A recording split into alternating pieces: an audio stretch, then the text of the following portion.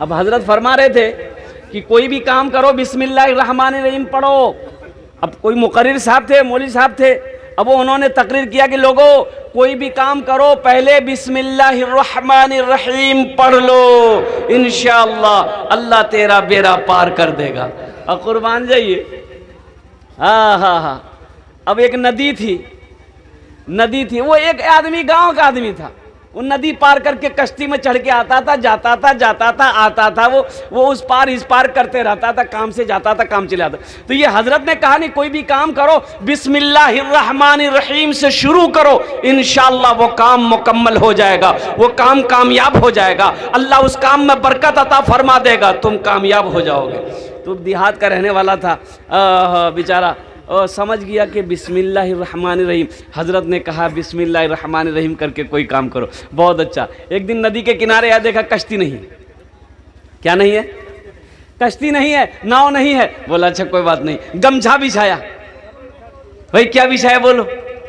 गमछा बिछाया, गमछा में बैठ गया, बोला बिस्मिल्लाहिर्रहमानिर्रहीम, पार हो गया। बोला अरे वाह, ये तो बिस्मिल्लाह में बहुत ताकत है, अब तो नव्वों की जरूरत नहीं है। हाँ, क्या अमल, क्या यकीन उन्होंने किया अल्लाह की जात पर, अल्लाह अकबर कबीरा। अब एक रोज देखते क्या है कि वही मौलवी साहब जिन्होंने खिताब किया था, जिन्होंने कहा था कोई भी काम करो उससे पहले बिस्मिल्लाहिर्रहमानिर्रहीम पढ़ लो, अल्लाह उस काम को मुकम्मल कर देता है, इंशाअल्लाह उसका अंजाम अच्छा होता है।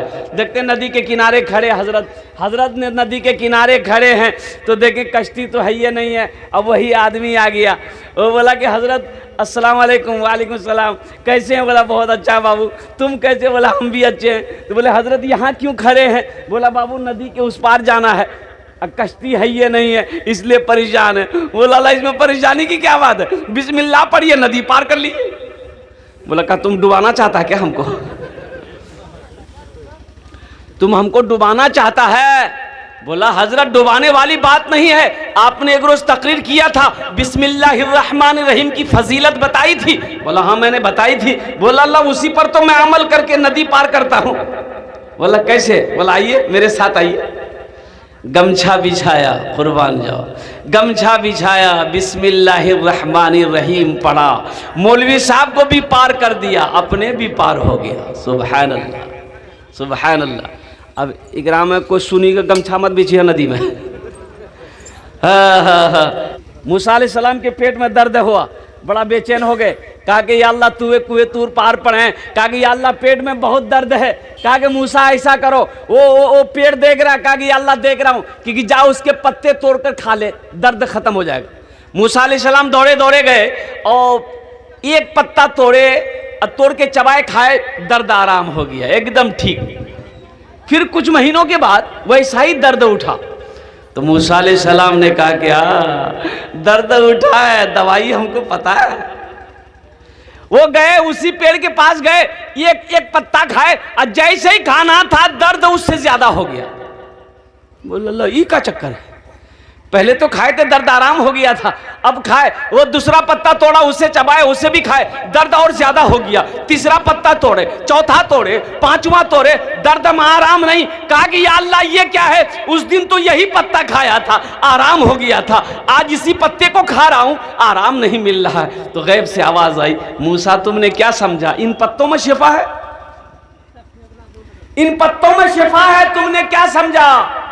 शिफा मेरे हुक्म में है। हाँ, मेरे हुक्म में शिफा है, इन पत्तों में शिफा नहीं है। इसलिए मेरे भाइयों अल्लाह पर यकीन करना सीखो, अल्लाह पे भरोसा रखो और यकीन अपना इतना मजबूत कर लो कि इंशाअल्लाह अल्लाह हर बेड़ा पार कर देगा, अल्लाह हर काम को पूरा कर देगा। मेरे भाइयों, मेरे नौजवानों, अफसोस का मकाम यह है, मैं कहना यह चाहता हूं, मैं बताना यह चाहता हूं, भूख लगे तो खाना खाने का टाइम है, नींद लगे तो सोने का टाइम है, पेशाब लगे तो पेशाब करने का टाइम है, पखाना लगे तो पखाना करने का टाइम है, और वो अल्लाह जिसने पैदा किया है उसके आगे सर झुकाने के लिए टाइम नहीं है। उसके आगे सर झुकाने के लिए टाइम नहीं है। तो अफसोस है कि नहीं भाई, अफसोस है कि नहीं? तो इंशाल्लाह पढ़ेंगे नमाज। कितने लोग तैयार है? ज़रा हाथ उठाइए, इंशाल्लाह मैं देखना चाहता हूँ। ए अल्लाह, इन हाथों को उठवाना मेरा काम था, इनको पक्का सच्चा नमाजी बनाना तेरा काम है। आमीन बोले अल्हम्दुलिल्लाह। या अल्लाह, हमारे बच्चे आज तक भूले हुए थे, गफलत में थे मौला, ये नमाजों से दूर थे, मस्जिदों से दूर थे। या अल्लाह, हमारे बच्चों के, नौजवानों के दिलों को बदल दे, इनके दिल को फेर दे मौला, मस्जिदों से मोहब्बत करा दे। या अल्लाह, मस्जिदों को आबाद करने वाला बंदा बना दे। हश्र के मैदान में सबसे पहले पूछ नमाज की होगी, सबसे पहले पूछ नमाज की होगी। मस्जिद के बगल में एक आदमी का घर था, भैंस था, 12-15 को भैंस पालता था, दिन रात भैंस, दिन रात भैंस। इमाम साहब ने एक दिन बोलाया, बोला बाबू यहाँ की नाम छू? बोले हमार नाम छा छेदी लाल। तवा तवा, ई कोई नाम छे?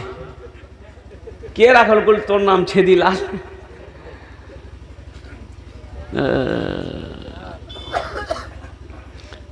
बोले हमर दादो। तो तोर दादो के नाम की छूल?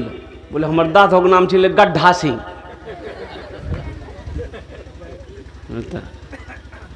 तो कहा कि बाबू तुम भैंस चराते हो, नमाज नहीं पढ़ोगे? बोला हजरत टाइम है कहाँ, ये दिन रात तो भैंस के पीछे हमारा वक्त खत्म हो जाता है, टाइम नहीं मिलता है। तो क्या अल्लाह का बंदा मरेगा नहीं, अल्लाह को क्या जवाब देगा? हश्र के मैदान में सबसे पहले पूछ नमाज की होगी। सबसे पहले पूछ किसकी होगी? बोलिए।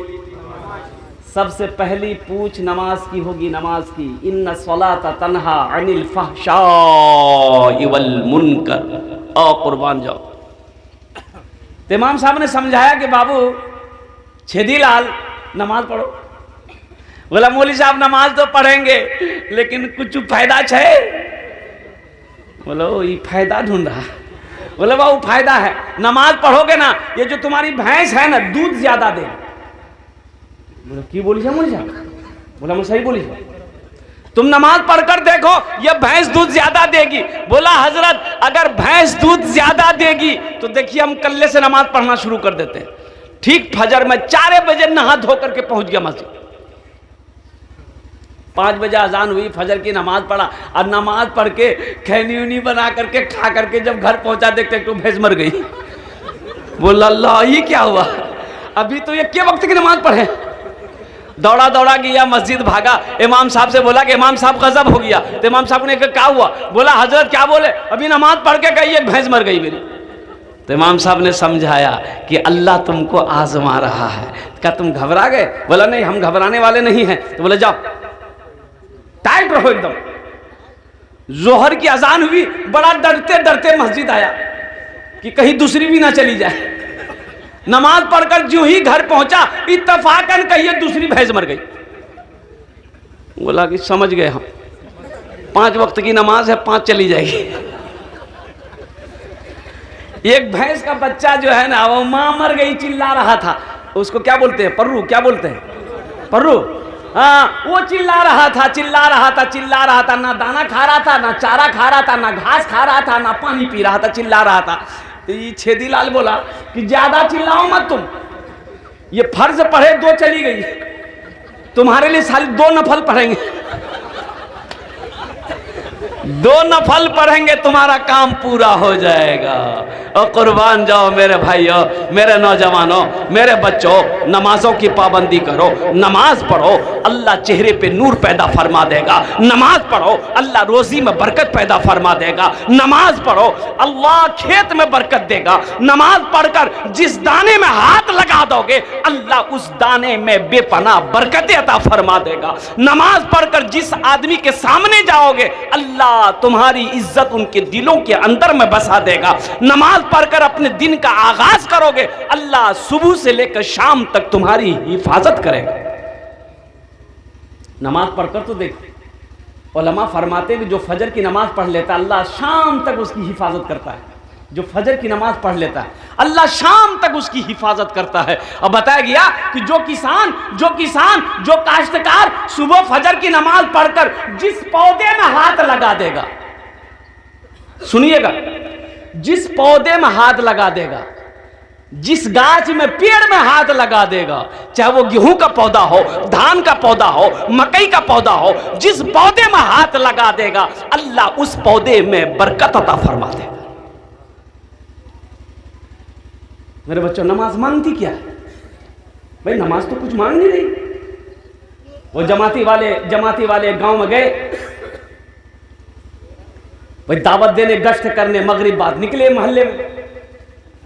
एक बूढ़े मियाँ थे, सलाम दुआ हुए, बोला कि चचा जमात आई है, थोड़ा चलिए साथ में हम लोगों का। बोला नहीं बेटा, घुटना में ना ताकत नहीं है। बोला तो ऐसा कीजिए, आप मस्जिद ही चलिए नमाज। तो बुढ़वा बोला कि बेटा, एक बात बोले हाँ बोलिए। बोले बेटा, हम जब भी नमाज पढ़ते हैं ना कुछ मेरे घर में हो जाता है। बोला क्यों? बोली जाओ। बोले बेटा, हम जब भी नमाज पढ़ते मेरे घर में कुछ ना कुछ हो जाता है।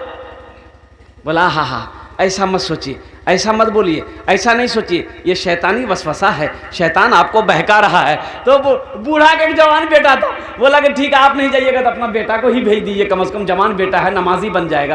तो बड़ा मजबूर हो गया बूढ़ा, तो बेटा को तैयार किया, बेटा जमाती लोगों के साथ में चला गया।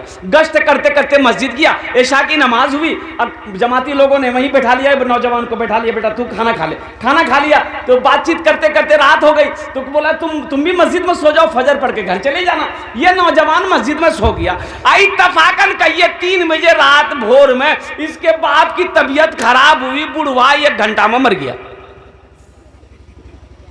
ये लड़का को पता चला, सुबह भागा भागा घर आया, और कुर्बान जाओ, अल्लाह अकबर कबीरा।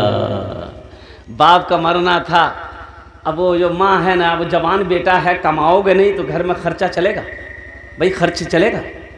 अब परेशान है, माँ यहाँ वहाँ काम करके खाना खिला रही है। तो 2-4 महीना हो गया तो माँ बोली कि बेटा तुम इतना बड़ा हो गया है, जाना पंजाब दिल्ली जाना, कमाना, घर छोड़ना, जाना, जाए लाएगा नहीं, 10 पैसा खाएंगे कैसे? तो नौजवान बोला कि नहीं, हमसे ना काम होगा ना धंधा होगा, हमसे कुछ नहीं होगा, माँ तू ही काम कर, जो करना है तुम कैसे भी हो हमको खिलाओ, हमको ये सब टेंशन नहीं लेना। तो माँ होती है ना, माँ गुस्सा गई एक दिन, बोले तुम्हारा खाना बंद कर देंगे हम, तुमको बूढ़ा आदमी कमा के कब तक खिलाएंगे, तुमको शर्म नहीं आती है, घर से निकल जाओ। ये नौजवान बोला अच्छा तो हमारा घर से निकल गया, एक दिन नमाज पढ़े गिलान बाबा गेले नहीं, और दूसरी बार फिर मस्जिद गिलान तुरे बारिश हो। आप बुढ़िया बोली नहीं बेटा मत जो, नमाज पढ़ ली, हम मैं कमा के खिला दूँ तोरा। तो मेरे भाइयों नौजवानों, अल्लाह पे यकीन करना सीखो। नमाज कुछ मांगती नहीं है, नमाज तो नवाजना चाहती है, नमाज तो देना चाहती है। और किसी बंगला शायर ने बड़े अच्छे अंदाज में कहा है, नमाज के बोलो ना काज आछे, काज के बोलो आमार नामाज आछे, नमाज के बोलो ना काज आछे, কাজ কে বলো আমার নামাজ আছে।